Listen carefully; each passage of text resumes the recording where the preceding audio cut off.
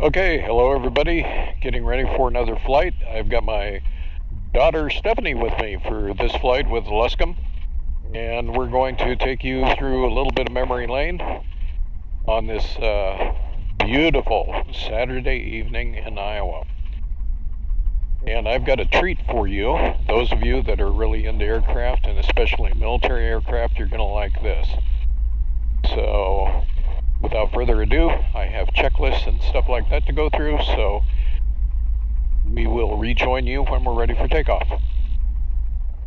Tailorcraft, this is Luscombe 432. We'll wait for you.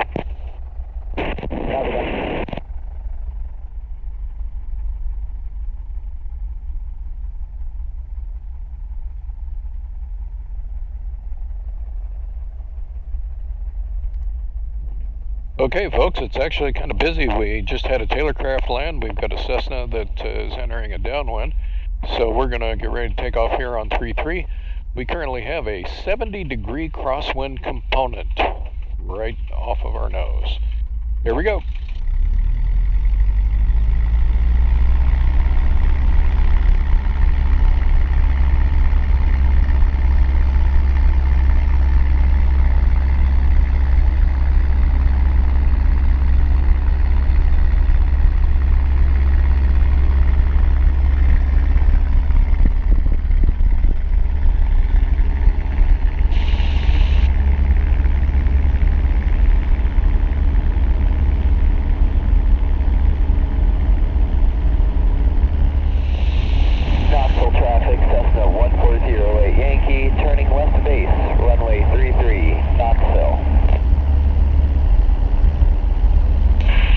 Traffic, Luscombe 432 is turning right, and we're exiting the pattern to the east.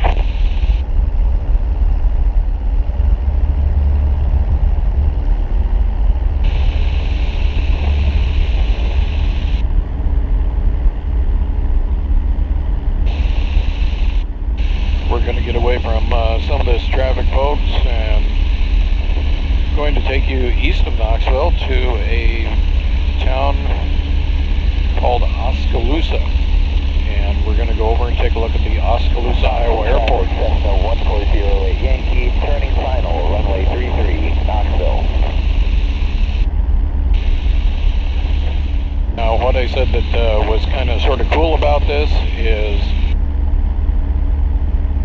the Oskaloosa Airport used to be a naval training base during World War II. It is one of the last ones of its type in Iowa that I'm aware of. The unique feature about the naval training bases in World War II was that they had 4 runways. They were square in shape. And Oskaloosa is no different, except for a few modifications over the years that saw one runway getting lengthened for the diversity that we have in traffic today. So we're just going to enjoy this beautiful weather in Iowa right now and take a leisurely trip over to Oskaloosa and show you this airport. One thing that I can tell you with great certainty, folks, is that fall is definitely in the air. I don't know if you noticed it or not, but when we were departing, we actually encountered several monarch butterflies on their way south. So that means that fall and winter are not that far away. So spread out before your eyes right now is the beautiful tapestry of Iowa at the end of summer. We have all these different colors. The sun is to our back. It's absolutely gorgeous.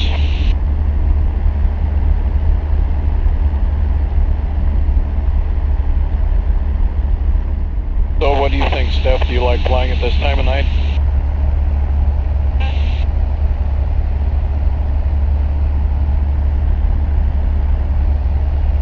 Yes. So tell the viewers out there what it is that you happen to like about the Luscombe.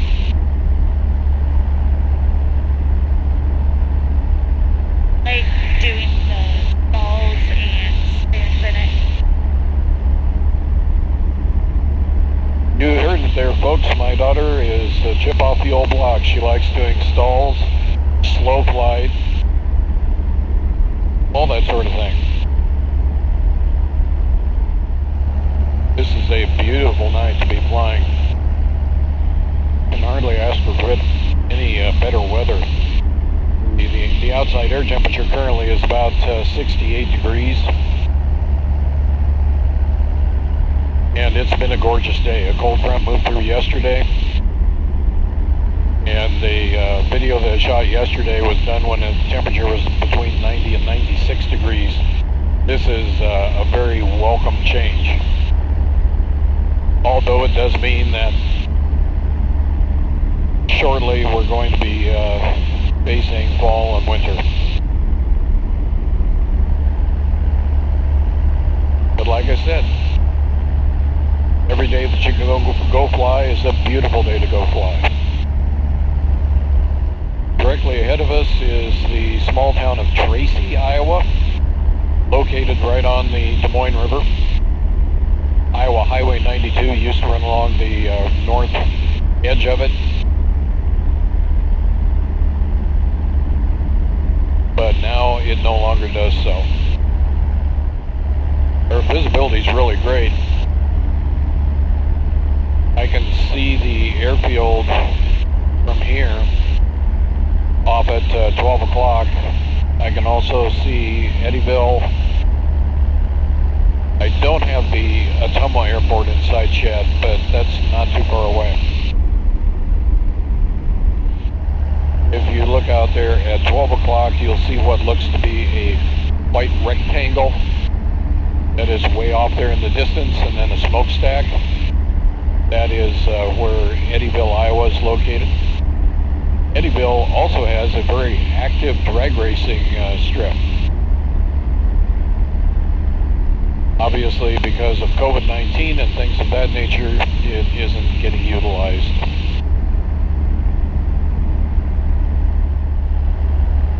Now I can make out the city of Ottumwa, but I don't have the major runway there yet.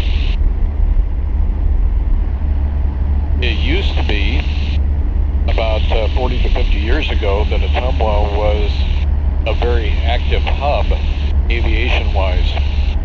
Used to have a airline company called Braniff Airlines that flew in and out of there, as well as out of Des Moines.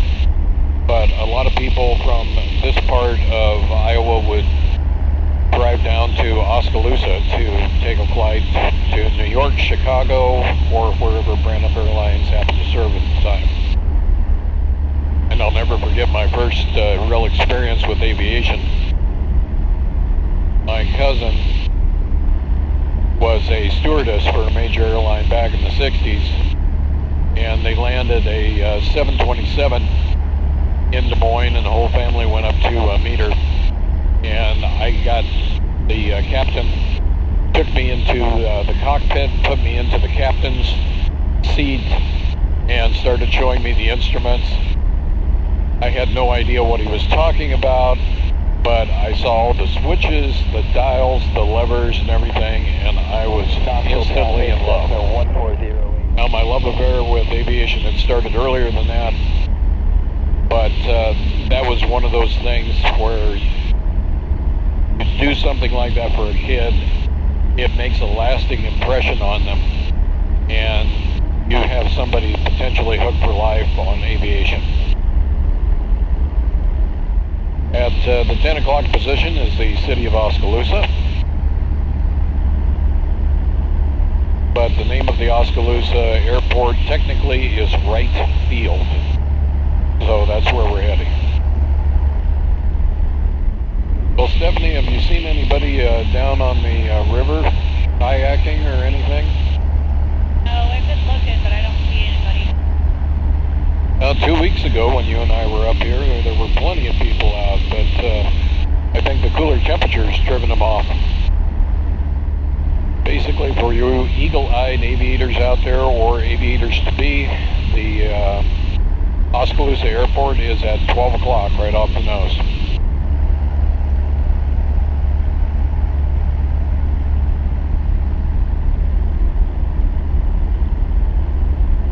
there, a good 10 miles away.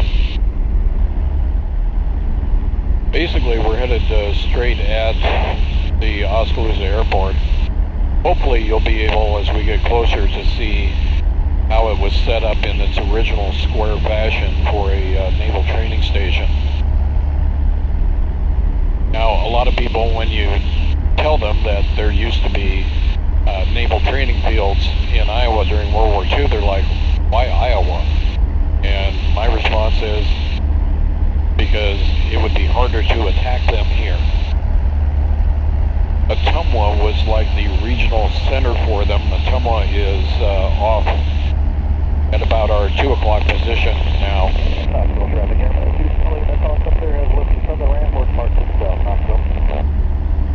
But I believe at one time, if I have my history correct, there were at least 13 different landing strips like this one around Ottumwa. So it was training a lot of naval aviators back in the past. They used to have a small control tower in the center of the strip, but that's no longer there. You should be able to start seeing the layout of it.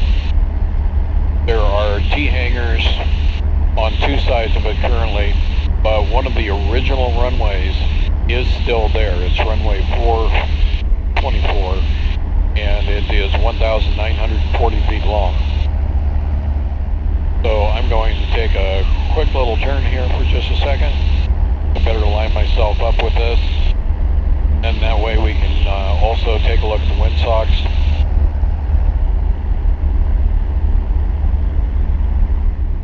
So quite literally, I'm going to square myself up with this airport first.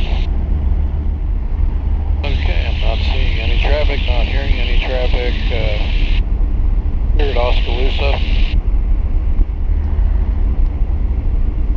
So in just a moment, I'm going to turn us directly towards it, and you should be able to see the square shape of it.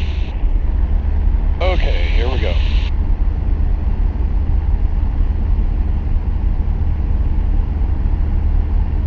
So there it is, friends, right field.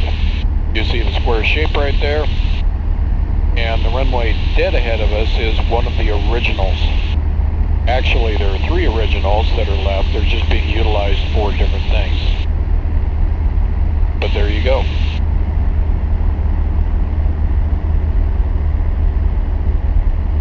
And we'll kind of come in over the top and see if the windsocks agree with everything else.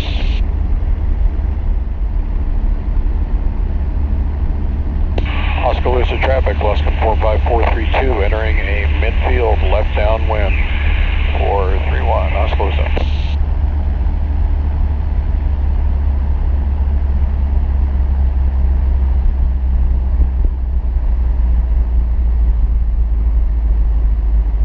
So I'm going to lose a lot of altitude pretty quickly.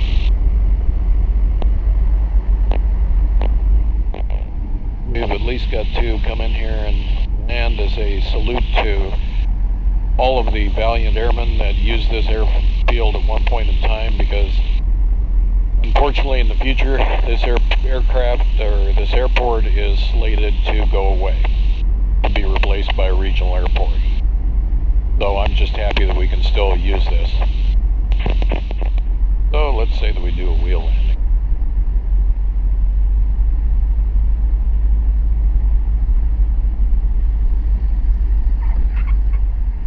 There we go.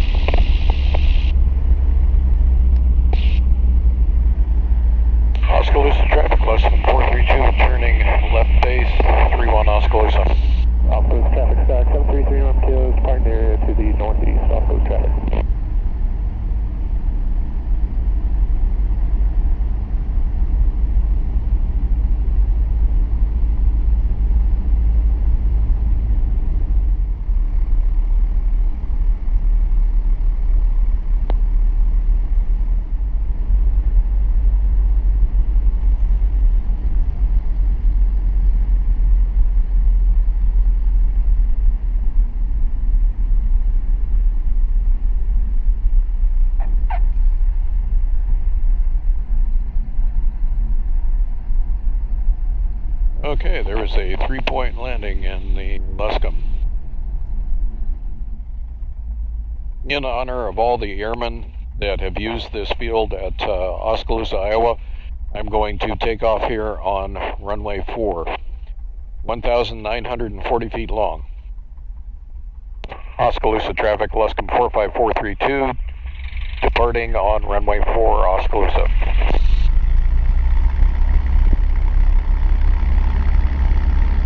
So here's my salute to you.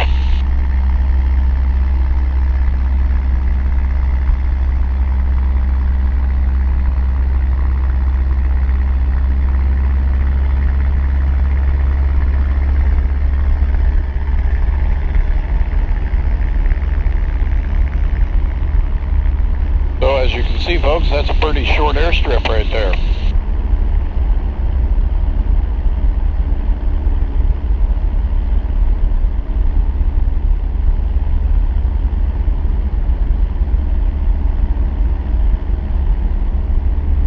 But it's neat that there's that part of history that's still in Iowa.